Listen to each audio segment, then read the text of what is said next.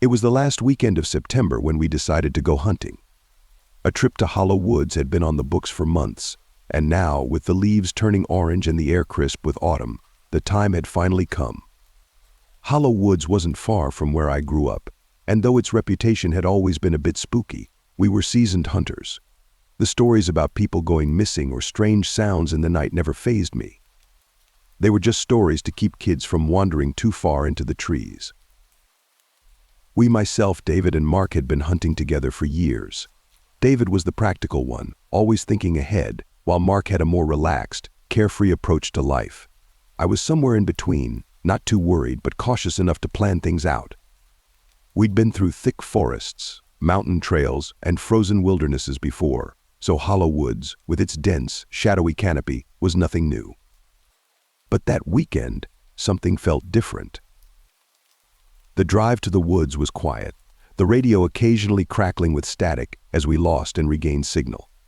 David had taken the wheel, his fingers tapping nervously against the steering wheel, though he said nothing about his unease.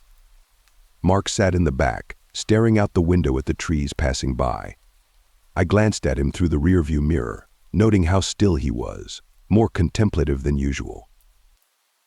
As we pulled up to the edge of Hollow Woods, I felt that the air here was heavier, like the world was holding its breath. The usual pre-hunt excitement in my chest was mingling with something darker, but I shrugged it off. The three of us got out, stretching our legs after the drive, and began unpacking the gear from the truck. Our plan was to camp for 2 nights and spend the days tracking deer. The first day was routine. We set up camp in a clearing surrounded by towering pines and oak trees. The ground was littered with fallen leaves, crunching underfoot with every step. We each had our own tent, spaced out in a triangle around the fire pit we had dug. That evening we settled in around the fire, sipping on coffee and talking about past hunts. Mark was in high spirits now, telling jokes and nudging David whenever he got too serious. It felt normal, even though the woods around us seemed a little too quiet. There was a slight breeze, but it barely made the branches sway. There were no distant animal calls, no rustling in the underbrush, just stillness. It wasn't until the sun fully set that the tension in the air became more noticeable. The firelight flickered, casting long, dancing shadows on the trees around us. Mark, always the first to poke fun at something, joked about the ghosts of Hollow Woods coming to get us, but even his voice lacked the usual light-hearted tone. Around midnight, we decided to call it a night. The fire was starting to die, and the cold was creeping in. As we zipped into our sleeping bags, the silence of the woods pressed in on us. The wind had died completely, and the quiet was almost suffocating. The next morning, something had changed. When I woke up, there was a strange smell in the air. It wasn't the usual scent of the forest or the smoky residue from the fire. It was sharp, metallic. I crawled out of my tent and saw that David and Mark were already up, standing near the edge of the clearing, looking into the woods. "What's going on?" I asked, walking over to join them. They didn't answer right away. Both were staring at something on the ground just beyond the tree line. David was the first to speak, his voice low. "There's blood." I felt my stomach tighten. Sure enough, there were dark patches of dried blood on the leaves, trailing off into the woods. Mark kicked at the dirt. "Could be an animal," he said, though his voice was uncertain.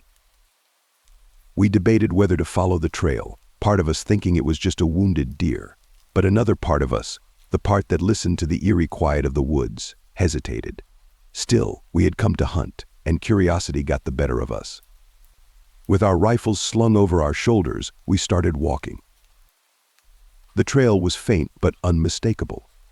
It led deeper into the woods, the trees growing thicker and closer together the further we went.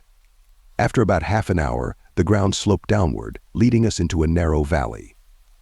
The shadows grew longer here, even though the sun was still fairly high. That's when we found it. At the base of the valley, in a small hollow surrounded by gnarled trees, was something dead. At first I thought it was a deer, but as we got closer, it became clear this was no ordinary kill. The body was mangled, torn apart in a way that no predator I knew of could manage. The chest cavity was ripped open, bones shattered, and large chunks of flesh were missing. But the most unsettling part was the head, or rather, the absence of it. None of us said a word. We just stood there, staring at the grotesque scene before us, the smell of rotting flesh thick in the air. David crouched down, his face pale. "This wasn't an animal," he said quietly. "No way this was an animal." Mark stepped back, shaking his head. "Let's get out of here. Now." But as we turned to leave, we heard it, the first sound we'd heard all morning. A rustling in the trees above us, like something moving through the branches, fast and light. Too fast for a person, too light for something large. We froze, our eyes scanning the treetops, but there was nothing. Just the wind picking up, rustling the leaves. "We need to go," I said, my voice more urgent now. But as we started back up the slope, that feeling of being watched settled over us. The hairs on the back of my neck stood on end, and every few seconds I would glance behind me, half expecting to see something following us. We walked quickly, our pace growing faster the closer we got to camp. But that sense of dread never left. The woods were too quiet, the shadows too long. It felt like we weren't alone. By the time we reached the clearing, the sun was already beginning to set. We should have packed up and left right then, but part of me didn't want to admit how terrified I was. I didn't want to be the first to suggest we abandon the hunt.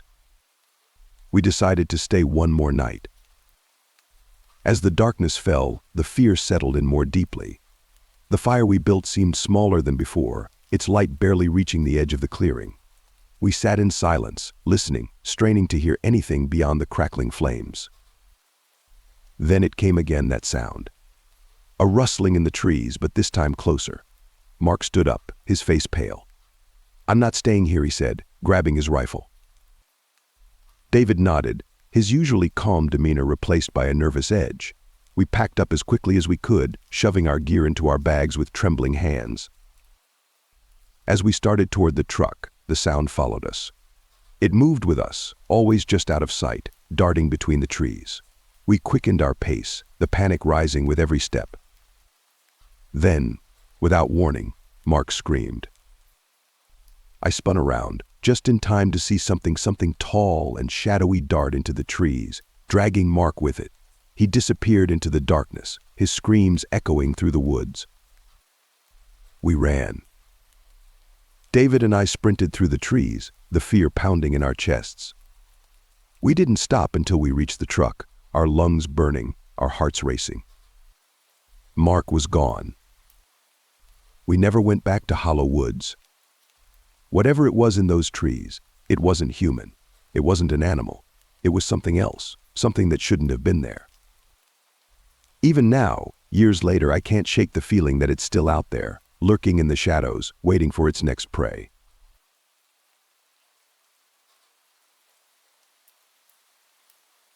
There's an old saying among the locals in the small town of Pine Hollow: "Stay out of the forgotten woods when the moon is high." It was a warning, an omen that echoed down through generations, but to most, it had become little more than folklore.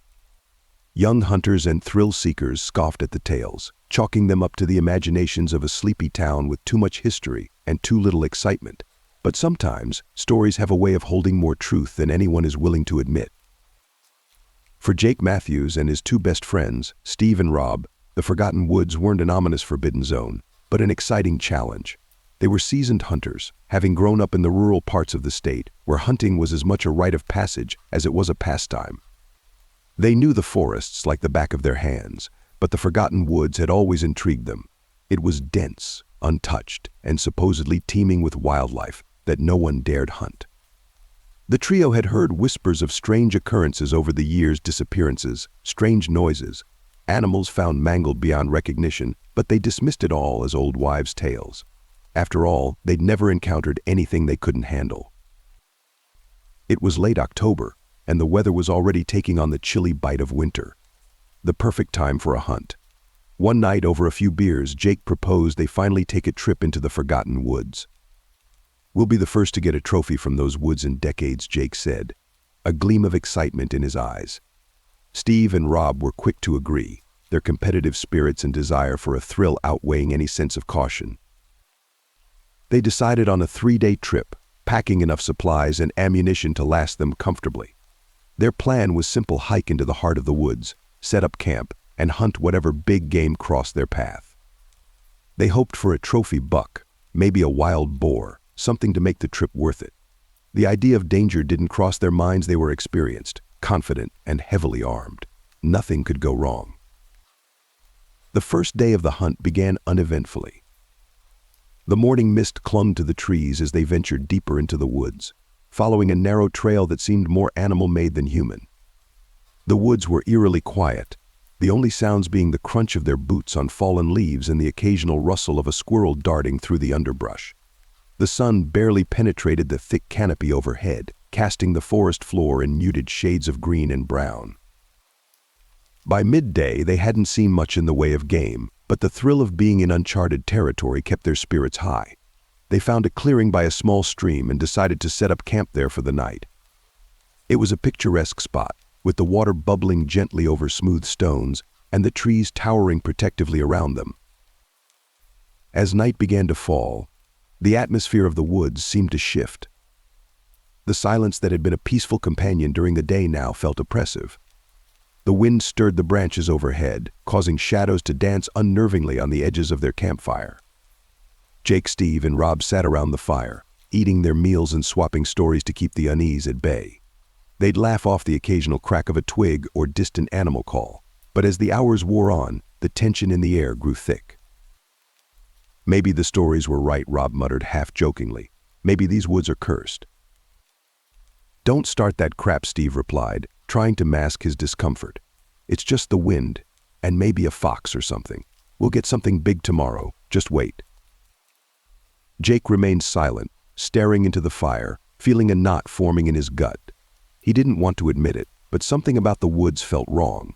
It wasn't fear exactly, but an undeniable sense of being watched. The next day, the woods were even more quiet. Too quiet. As they hunted, there was no sign of any animals, not a single track, not a rustle of movement. The forest seemed lifeless. After hours of searching with no success, the group decided to split up and meet back at camp by sundown. Jake ventured deeper into the woods alone, his rifle slung over his shoulder as he moved cautiously through the trees. The silence was unnerving, only interrupted by the occasional snap of a twig underfoot. His heart raced as he strained to hear anything that would indicate prey was nearby. But all he heard was the eerie quiet. As the day wore on, Jake began to feel disoriented. The trees seemed to close in around him, each one looking the same as the last. His compass still pointed north, but no matter how far he walked, he couldn't seem to find any familiar landmarks. It was as if the woods were shifting around him, leading him in circles. Suddenly, a loud crack echoed through the trees like the sound of a gunshot. Jake froze, his heart pounding. He wasn't sure if it was Steve or Rob, or something else entirely. The sound had come from deeper in the woods, away from camp. Instinctively, Jake started in the direction of the noise, moving quickly but carefully, his rifle now firmly in his hands.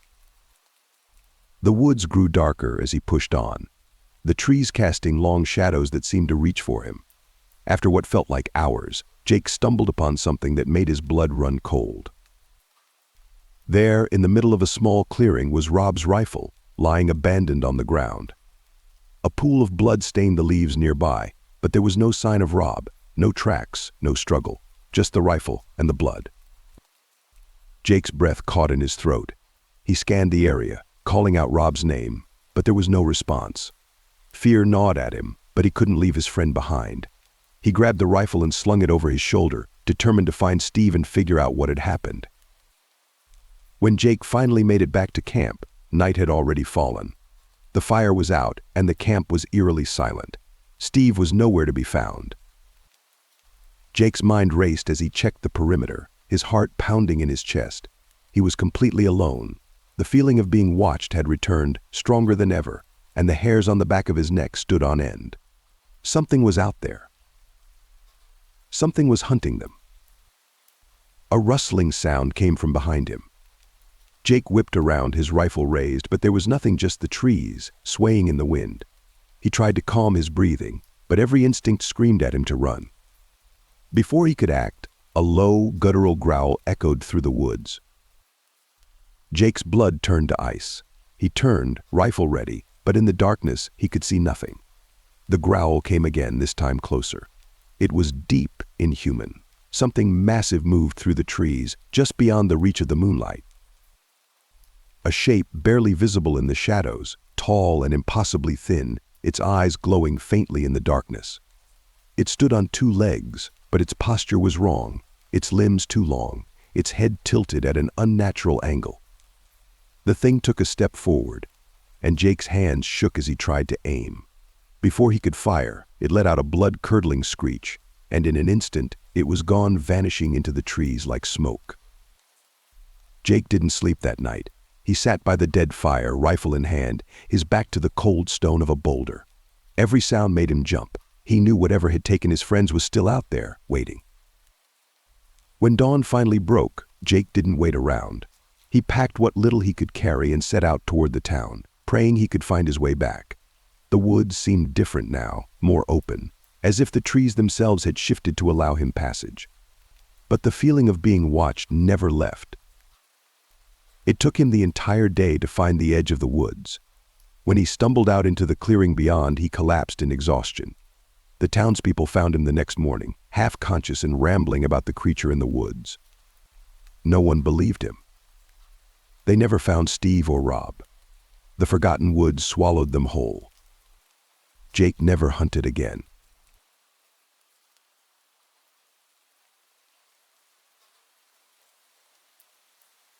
The forest had always been a place of solace for me. As an avid hunter, I had spent countless weekends there, the dense trees and quiet undergrowth my only company. The hum of life hidden behind every rustling leaf felt like a call from nature itself. The world outside, with its endless clamour, was distant here. The wilderness was my escape, and I was in my element. It was mid-October when I decided to take a weekend trip to the northern woods, a remote area known for its challenging terrain and sparse wildlife. The few hunters who ventured this far north told stories of unusually large game and strange animal behaviours. Some even claimed to hear eerie sounds echoing through the trees, sounds that couldn't be attributed to any known animal. It was enough to keep most people away, but for me it added to the thrill. There was always an edge of fear when you knew you weren't at the top of the food chain out there. I packed my rifle, enough supplies for 3 days, and my old hunting knife that had seen better days but still held sentimental value. I wasn't scared, just eager for the challenge. The weather was crisp, with the biting chill of early winter beginning to settle in. Frost dusted the ground as I drove deeper into the woods. After hours on the road, the paved streets had long given way to dirt paths barely wide enough for my truck. The trees crowded in closer, casting long shadows that turned the afternoon light into something more sinister. I finally arrived at my destination, a small clearing where I had set up camp years ago. It was isolated, far from any known trails, which suited me perfectly. There would be no interruptions. I set up camp swiftly, pitching my tent and building a small fire. The sun dipped below the horizon, and the temperature dropped sharply. The forest came alive with the nocturnal sounds I had come to love, the distant hoot of an owl, the rustling of small animals scurrying in the underbrush. I had planned to start hunting early the next morning, hoping to catch a glimpse of the elusive deer that had supposedly roamed these woods. But as night settled in, the familiar sounds of the forest began to change. It was subtle at first, an uneasy quiet falling over the clearing, the absence of the usual chittering and rustling. Then came the low, distant howl. It was unlike anything I had ever heard before, a deep, guttural sound that seemed to rise and fall with the wind. It sent a chill down my spine. I tried to shake it off. Coyotes, maybe? Wolves? I wasn't certain what predators lived in these parts, but I knew there had to be something big nearby. I convinced myself it was part of the allure of being in the wild, nature's unpredictability. Still, I couldn't deny that the howl had unnerved me. I turned in early, trying to sleep, but the strange noises continued throughout the night. Something large moved in the woods beyond my camp. The firelight flickered, casting long, dancing shadows against the trees. I told myself it was nothing, but in the back of my mind, a whisper of doubt gnawed at me. Morning came, and with it, a cold, grey sky that promised rain. The strange noises from the night before were almost forgotten as I geared up and prepared to head into the forest. I followed an old game trail, rifle slung over my shoulder, hoping to track something by midday. The quiet of the morning was unsettling. No birdsong greeted the dawn, no rustle of life in the underbrush. It was as if the forest itself had been silenced. Hours passed, and I saw nothing. Not a single deer, no rabbit tracks, not even the telltale marks of squirrels darting up trees. It was eerie. I was deep in the heart of the forest now, and the strange silence weighed heavily on me. Then I found it a track in the mud. But it wasn't from a deer or any animal I had ever seen before. The print was massive, almost too large to be real. It looked like a wolf's paw, but larger, much larger. I crouched down, tracing the outline with my finger. Whatever this creature was, it was big.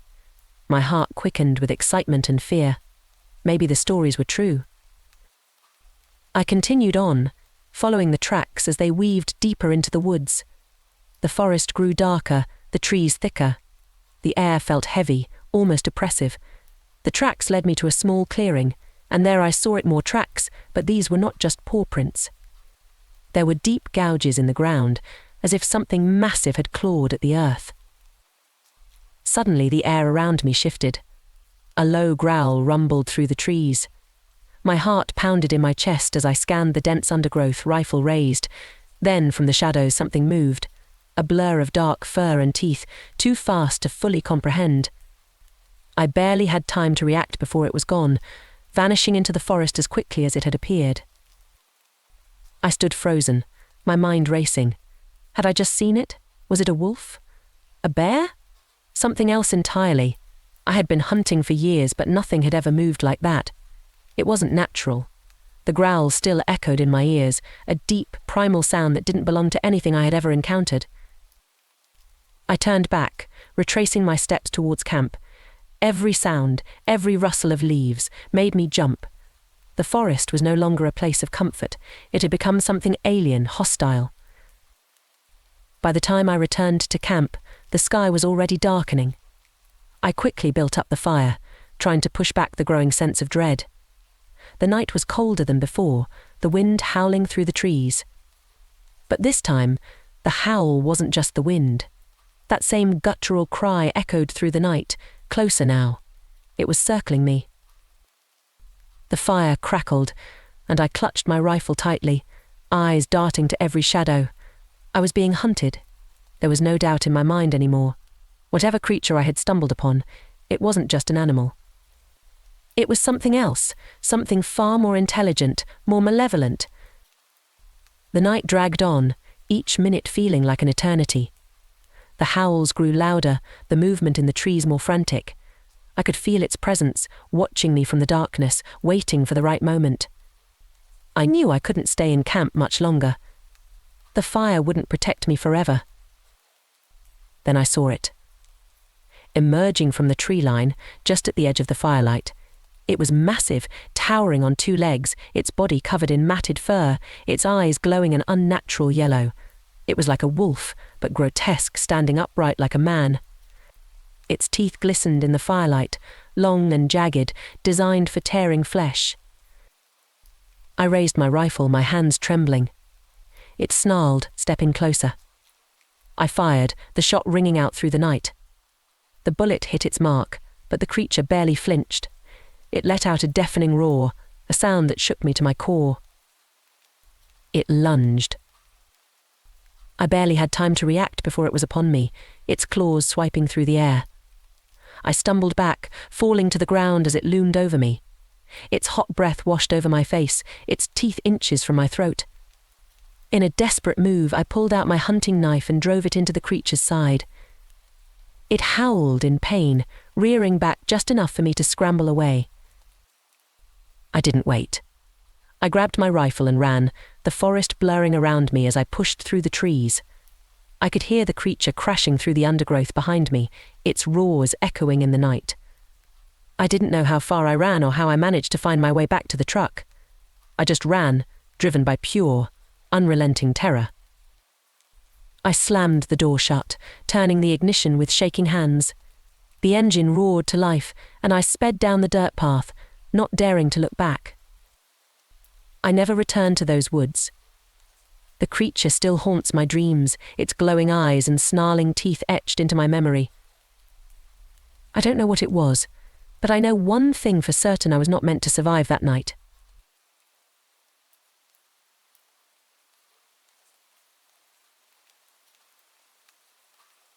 The forest was an untouched patch of wilderness that stretched for miles, thick with towering pines, gnarled oaks, and a vast undergrowth so dense that stepping off the trail was like walking into a wall of green. Legends whispered through the nearby town of Gray Ridge spoke of strange disappearances, of hunters who ventured deep into the woods and never returned. It was said that the forest didn't welcome outsiders, that something lurked within its depths, something not entirely human. Jacob Pierce had heard those stories all his life, but he wasn't the type to believe in tales spun by old men around campfires. A seasoned hunter, Jacob prided himself on being able to navigate even the most treacherous terrains. After all, he'd grown up in Gray Ridge, and the forest was like a second home. Now, in his late 30s, Jacob had returned to the town after years of working in the city, hoping to reconnect with the simpler life and the thrill of the hunt. When he learned that deer hunting season was just around the corner, he packed up his rifle, knife, and camping gear. He didn't want to hunt near the well-worn trails; those were for tourists and amateur hunters. Instead, Jacob planned to head deep into the forest, where he knew the best game would be. The woods had changed since he was a boy, but his confidence was unwavering. He'd be back with a trophy buck by the end of the weekend, maybe even something more to show for his skills. Friday morning, he set out early, his truck rumbling down the old gravel road until it sputtered to a stop at the forest's edge. The air was crisp, the sky still pale with dawn's first light. Slinging his rifle over his shoulder, Jacob entered the forest, inhaling the earthy scent of pine needles crushed underfoot. The first day passed uneventfully. Jacob scouted several promising areas but found no trace of the deer he sought. The forest was unusually quiet, and while he spotted a few tracks, there were no fresh droppings or signs of movement. As the sun dipped low behind the tree line, casting long shadows, he set up camp in a small clearing far from any marked trails. That night, as the fire crackled and the stars blinked overhead, Jacob began to notice the stillness of the woods around him. No owls hooted, no crickets chirped. It was a silence that pressed down on him, like the weight of a blanket. The air was heavy, the forest darker than he remembered. But he shrugged it off as his mind playing tricks on him. He was alone, and that was exactly how he liked it. The next morning, he rose early and ventured deeper into the woods. The deeper he went, the more unfamiliar the terrain became. The trees were thicker, their branches twisted in unnatural shapes, and a dense fog clung to the ground. Jacob brushed off the unease creeping up his spine, focusing instead on the hunt. Around midday, he spotted movement, a flash of brown in the corner of his eye. His heart quickened as he raised his rifle, moving silently through the trees. As he approached, the figure became clearer. It wasn't a deer. A man stood at the edge of the fog, his back turned to Jacob, dressed in ragged clothes. He was tall, unnaturally so, his limbs long and gaunt. Something about the way he stood, the odd tilt of his head, made Jacob stop in his tracks. "Hey," Jacob called out, lowering his rifle slightly. "You lost." Jacob took a step closer. The man's breathing was heavy, labored, and a low, guttural sound began to emanate from his throat, a sound that sent a chill down Jacob's spine. The figure turned, and for the first time, Jacob saw its face. It wasn't a man. The creature's skin was stretched taut over its skull, its eyes sunken and black. Its mouth hung open in a grotesque grin, revealing rows of sharp, jagged teeth. Jacob stumbled back, heart pounding in his chest, and before he could raise his rifle, the thing let out an ear-piercing screech and lunged toward him. Jacob fired, the sound of the shot echoing through the trees, but the creature moved too fast. It disappeared into the fog, leaving Jacob gasping for breath, his mind racing. What the hell had he just seen? His rational mind wanted to believe it was some kind of animal, maybe a bear with mange, but the image of those black eyes and the unnatural grin haunted him. He didn't wait around to find out if the creature would come back. Grabbing his gear, He started back the way he came, but the fog had thickened, and the forest seemed to twist around him. The landmarks he had marked in his mind were gone, replaced by unfamiliar terrain. Panic began to set in. No matter which direction he turned, the trees seemed to close in on him, their gnarled branches reaching out like skeletal hands. As dusk approached, Jacob realized he was hopelessly lost. The sun was a dim glow on the horizon, swallowed by the fog. He could feel it, the presence watching him from the shadows. Every rustle of leaves, every snap of a twig set his nerves on edge. He wasn't alone anymore. Night fell quickly, and with it came a bone-chilling cold. Jacob found a spot beneath a large oak tree, back pressed against the rough bark, rifle in hand. His eyes darted from shadow to shadow, searching for movement. Hours passed, and the forest seemed to come alive with sounds, soft whispers carried on the wind, the crunch of leaves underfoot. He swore he could hear footsteps, but every time he aimed his rifle, there was nothing there. Then, just as his exhaustion began to take hold, he heard a slow, deliberate scraping sound. Jacob froze, breath caught in his throat. The sound was coming from above. His eyes slowly lifted to the branches of the oak tree, and there it was, the creature, perched like a vulture, its black eyes gleaming in the darkness. It leapt down, and Jacob fired, the flash of the muzzle lighting up the night for a brief second. The creature screamed, a high-pitched wail that made Jacob's ears ring. He fired again, and this time the thing slumped to the ground, twitching violently. Jacob didn't wait for it to stop moving. He ran. For hours, Jacob sprinted through the forest, not caring about direction anymore. He just needed to get away. His legs burned, his lungs felt like they would burst, but he didn't stop. The fog swirled around him, thicker than ever, and the trees seemed to loom closer, their twisted branches scraping at his skin. Finally, just as dawn began to break, he stumbled out of the woods and onto the gravel road where he had parked his truck. Collapsing to his knees, Jacob gasped for air, his body trembling with exhaustion and fear.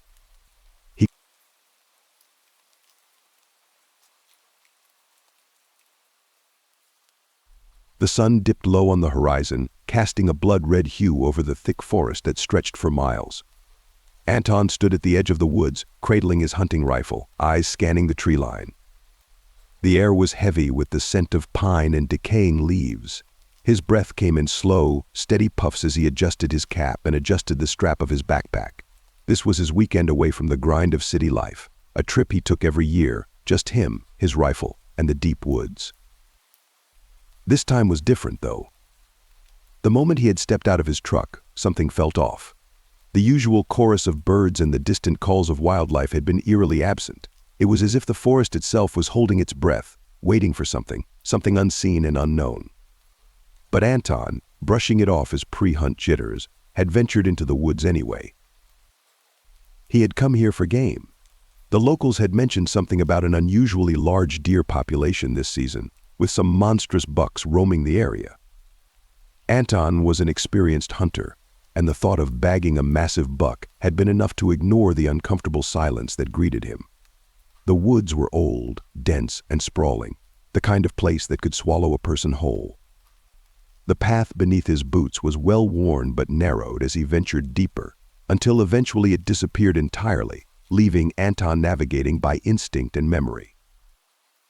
As nightfall loomed, he found a spot to make camp beside a small clearing, unpacking his tent as the fading light played tricks through the branches. Every rustle of leaves made him turn his head sharply. His hands, normally steady, felt slick with sweat. It wasn't the animals that unnerved him. Anton had hunted in these woods for years. He knew what wildlife roamed here. But tonight, the stillness of the forest felt unnatural.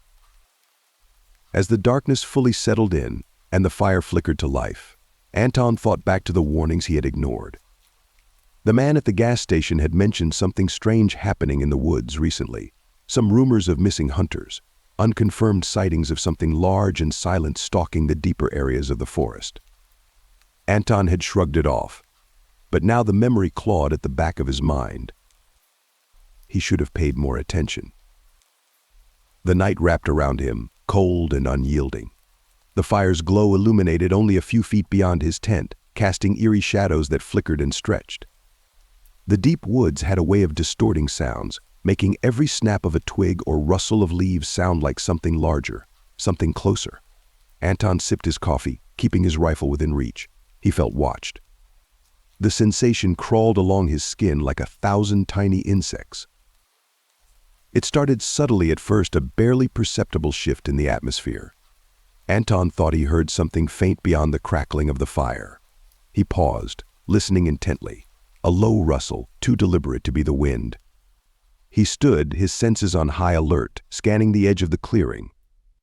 Barely discernible in the darkness, a shadow moved between the trees. It was large, too large to be a deer. His heart raced, adrenaline surging through his veins. Anton's grip tightened on his rifle. He peered into the forest, waiting for another glimpse of the creature. The fire popped, startling him, but when he looked back, the shadow was gone. Maybe it was just a trick of the light, he thought, trying to calm himself. Maybe it was nothing at all. But that night, he barely slept. The following day, Anton set out early. The unease of the night before still clung to him, but the daylight brought some comfort. He strapped on his gear, determined to focus on the task at hand. Game tracks crisscrossed the area, and he followed a trail deeper into the woods, the sun filtering through the canopy in thin beams. It was mid-morning when he first spotted the buck, a massive animal, its antlers wide and thick. Anton's breath caught in his throat. It was exactly the kind of trophy he'd been hoping for. He raised his rifle, his movements deliberate and quiet, careful not to spook the animal. The buck grazed peacefully, unaware of his presence. Anton lined up the shot, steadying his aim. His finger tightened on the trigger when something else caught his eye.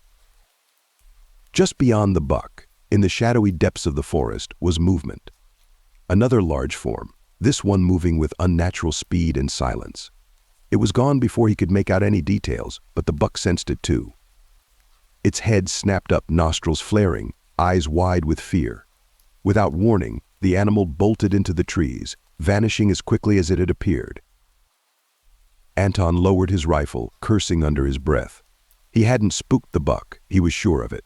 Whatever had moved in the shadows had scared it off. He scanned the tree line, searching for any sign of the figure, but the forest had returned to its eerie stillness. For the rest of the day, Anton hunted without success. The few deer he encountered seemed skittish, nervous, their eyes wide with terror, as if they were sensing something he couldn't. By late afternoon, frustration had set in. His muscles ached from hours of walking, and the growing sense of unease gnawed at him. There was something wrong in these woods. He could feel it. As the sun began to set, casting long shadows through the trees, Anton found himself deeper in the forest than he had planned to go. His instincts told him to turn back, to head toward camp before nightfall, but a stubborn part of him pushed forward. He refused to let a vague feeling of dread ruin his trip. He was an experienced hunter. He had faced down bears, wild boars, even a mountain lion once. Whatever was out there, he could handle it. The sound came again, this time closer, louder. Anton froze, his heart pounding in his chest. It was the unmistakable sound of something large moving through the underbrush, something much bigger than any deer. His pulse quickened as he scanned the trees. Then he saw it. A figure, tall and hunched, moving between the trees with an unnatural gait. Its form was obscured by the fading light, but Anton could see enough to know it wasn't human, nor was it any animal he had ever encountered. The creature moved silently, almost gliding across the forest floor, its limbs long and spindly, its body twisted in a way that defied nature. Anton's blood ran cold. This wasn't just some animal. It was something far more dangerous. The creature paused, its head turning toward him as if sensing his presence. For a moment, their eyes met two glowing orbs that pierced the darkness.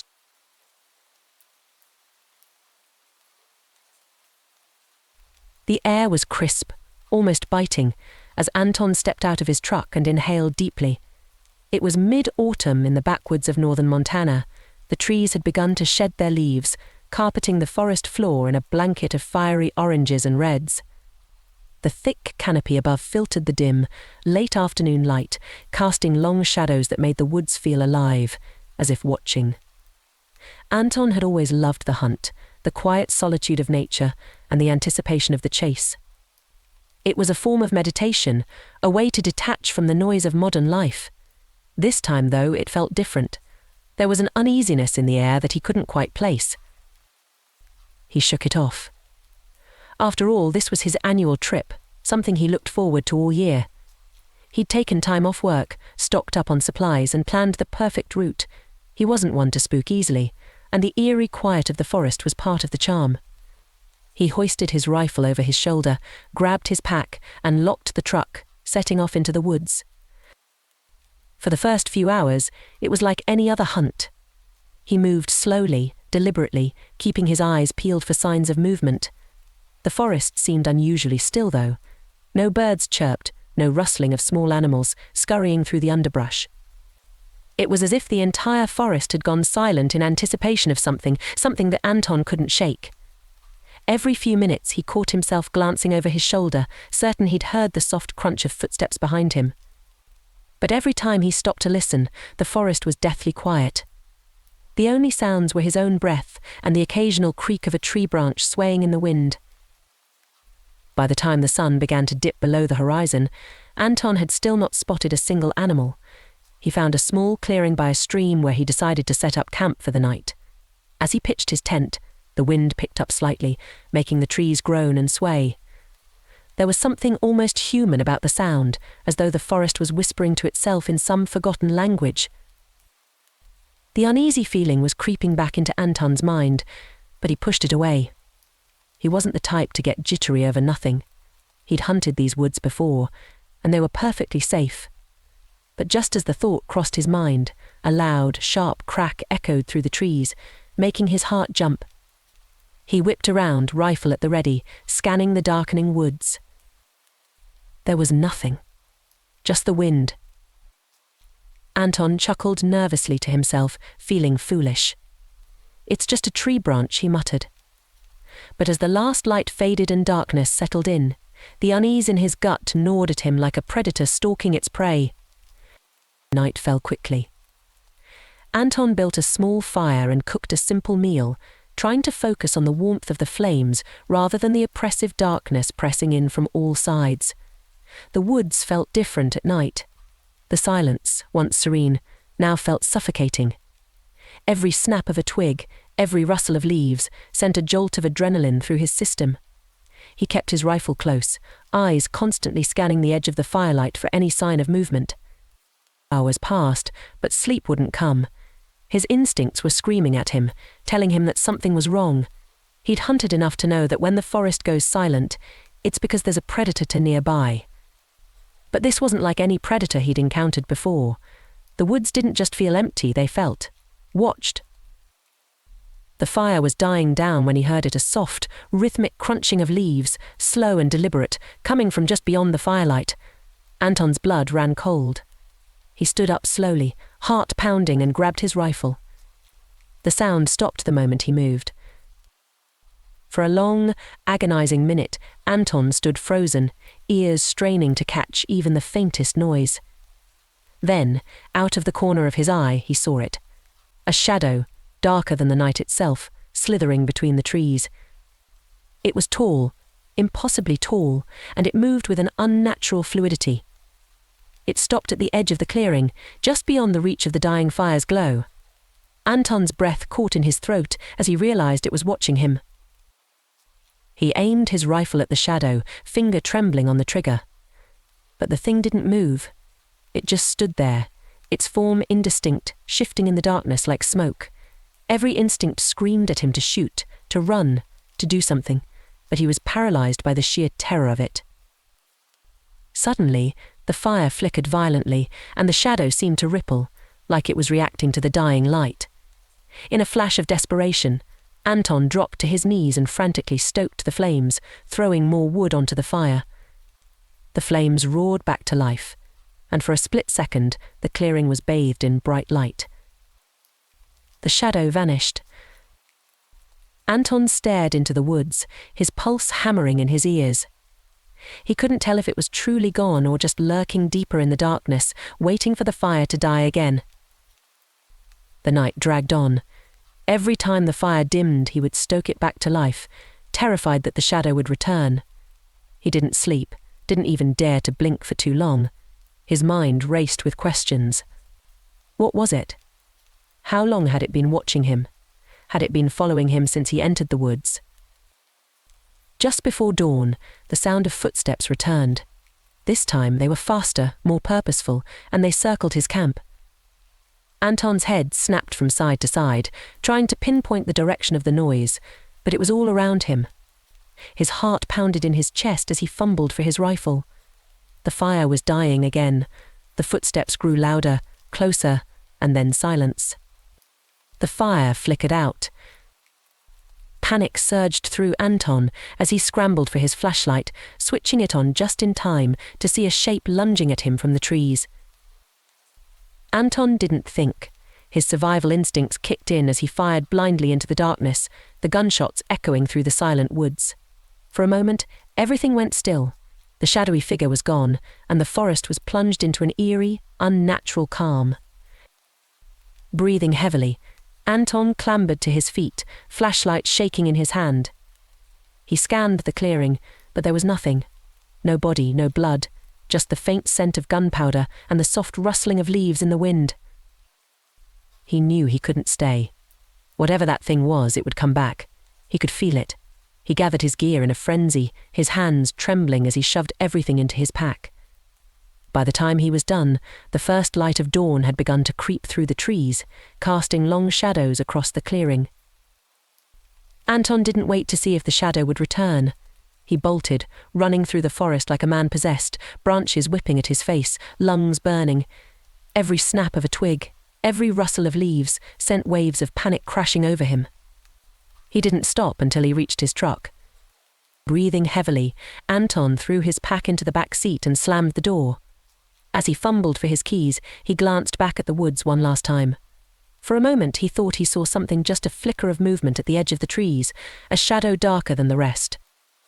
He didn't wait to find out if it was real.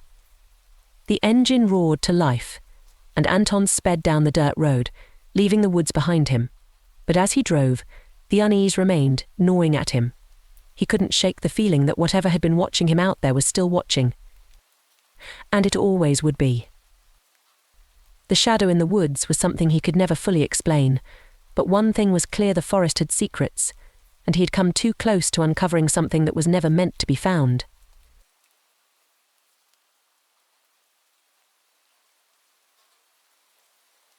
The cold wind whistled through the towering pines of Blackwood Forest, carrying with it the distant echo of rustling leaves and the occasional snap of branches. Deep within the forest, the world felt older, untouched by the passage of time. Blackwood had always been known for its dense, dark trees and an eerie silence that hung in the air. Locals rarely ventured into the woods after sundown, not out of superstition but out of a deep-seated fear born of generations. Something was wrong with the place. Something felt alive. For Jackson Hill, though, Blackwood's reputation was nothing more than small-town paranoia. A man of practicality and logic, Jackson was a hunter, having grown up with a rifle in his hands. He was no stranger to the woods or the dangers they posed. As a former soldier, he'd seen real danger, war, death, the kind of terror that made men forget their humanity. So when the rumors about hunters disappearing, strange noises, and unexplained sightings began to circulate, Jackson brushed them off. The talk of the town was just fuel for campfire stories. Still, there was an allure to Blackwood that Jackson couldn't resist. It was uncharted, teeming with deer, elk, and even rumors of bear and wolf sightings. The perfect place for a good hunt. More importantly, it was untouched by other hunters. Everyone was too scared to step foot in those woods. So when the hunting season came, Jackson packed his gear and headed straight into Blackwood, determined to prove once and for all that there was nothing to fear in those dark trees. The first day of the hunt was uneventful. Jackson had set up camp near a small, crystal-clear stream and spent the day scouting the area. The forest was rich with game, and the tracks of deer and smaller animals crisscrossed the soft earth. The canopy above him was dense, barely letting any sunlight through, and the silence was deafening. At night, the temperature dropped quickly, and the fire Jackson had started barely cut through the cold. As he sat by the fire, sharpening his knife, he couldn't help but notice how quiet it was. No crickets, No owls, just the crackling of the fire and the distant sigh of the wind. Jackson shook his head and chuckled to himself. City folk would lose their minds out here, he muttered. Just as he was about to settle into his tent, a faint sound reached his ears. It was distant, barely audible, like a soft whisper carried on the wind. Jackson stood still, straining to hear. It wasn't an animal call, nor was it the wind through the trees. It was human. He frowned, scanning the dark trees around him. There shouldn't be anyone else out here. He grabbed his flashlight, its beam cutting through the thick darkness, and cautiously began to follow the sound. It grew louder as he moved deeper into the forest. A voice, muffled but unmistakably human. Someone was calling for help. Jackson's instincts kicked in. He knew better than to go rushing headlong into danger, especially at night in unfamiliar terrain. He kept his rifle slung across his back and moved quietly, careful not to give away his position. The voice grew clearer now, a man's voice, but it sounded wrong. There was a hollow, echoing quality to it, as though it was being carried through a tunnel. "Help me, please." Jackson stopped dead in his tracks. The voice was close now, just beyond the trees. He scanned the area with his flashlight, his heart pounding in his chest. But there was no one there. The voice continued, louder, more urgent. "Help me." Jackson's blood ran cold. He had been hunting long enough to know when something wasn't right, and every instinct in his body screamed at him to turn back. But curiosity got the better of him. He edged forward slowly, rifle at the ready. The flashlight beam caught something ashape in the darkness. At first, Jackson thought it was a man, but as he got closer, his stomach turned. It was a scarecrow. Old, ragged, its clothes torn and weathered by the elements. It stood propped up against a tree, its straw-stuffed arms hanging limply at its sides. Jackson's confusion deepened. He'd never seen a scarecrow out here, miles from any farm. But before he could think too much about it, the voice called again, this time from behind him. He spun around, heart racing. But there was no one there. For the next few days, Jackson couldn't shake the feeling that something was wrong. The hunt wasn't going as planned either. The animals he had tracked on the first day had vanished. No fresh prints, no movement in the underbrush, no birds overhead. It was as if the forest had gone dead. Even the wind seemed to stop, and the silence was suffocating. And then there were the scarecrows. Every day, Jackson found another one, each placed in random locations, propped up against trees, sitting in bushes, their hollow eyes staring at nothing. They were always old, decayed, as though they had been there for years, but Jackson knew better. He had walked this forest thoroughly when he first arrived. They hadn't been there before. On the fourth night, Jackson was woken by the sound of movement outside his tent. It was faint, but unmistakable, the soft crunch of leaves, the snap of a twig. He sat up, grabbing his rifle and flashlight. As he unzipped the tent and stepped outside, the cold air hit him like a wall. The forest was still, shrouded in darkness. But there was something else now. A smell. Foul, rancid, like rotting meat left in the sun for too long. Jackson covered his nose and gagged, his flashlight sweeping through the trees. Then he saw it just beyond the firelight, a figure, standing still. It was a man, but his face was hidden in shadow. Jackson called out, but the figure didn't move. He slowly approached, rifle raised, but as the beam of light hit the figure's face, Jackson froze. It wasn't a man. It was another scarecrow. But this one was different. This one was fresh. Its eyes were real. Jackson's heart slammed against his ribs as he stumbled backward. The smell of rot grew stronger, and as his flashlight swept the area again, he saw more of them, scarecrows, dozens of them, all standing silently in the dark, their lifeless eyes fixed on him. Panic set in. Jackson grabbed his gear and bolted, his mind racing as he crashed through the underbrush. The trees seemed to close in around him, the air thick with the stench of decay. But no matter how far he ran, the scarecrows were always there, just beyond the edge of the light, watching. His legs burned, his breath ragged, but Jackson didn't stop. He couldn't stop. The whispers were back now, louder than ever, echoing all around him. "Help me. Please." They came from everywhere and nowhere all at once. The trees twisted and bent, their branches clawing at him like skeletal fingers. The darkness pressed in, swallowing him whole. And then, just as suddenly as it had started, everything stopped. Jackson collapsed to the ground, gasping for air. The forest was silent again, the smell of rot gone. He looked around, but there were no scarecrows, no whispers, nothing but the quiet, still night. Jackson never returned to Blackwood Forest after that night. He packed his things the next morning and left without looking back. The hunt was over. Whatever was in those woods wasn't something he could fight, something he could reason with. It was older, darker, something beyond his understanding. Back in town, the locals didn't ask any questions. They didn't need to. Jackson wasn't the first hunter to come back from Blackwood with that haunted look in his eyes, and he wouldn't be the last. The forest kept its secrets, and Jackson would spend the rest of his life trying to forget what he had seen, but the memory would always linger, just at the edge of his mind, a whisper in the dark. "Help me. Please."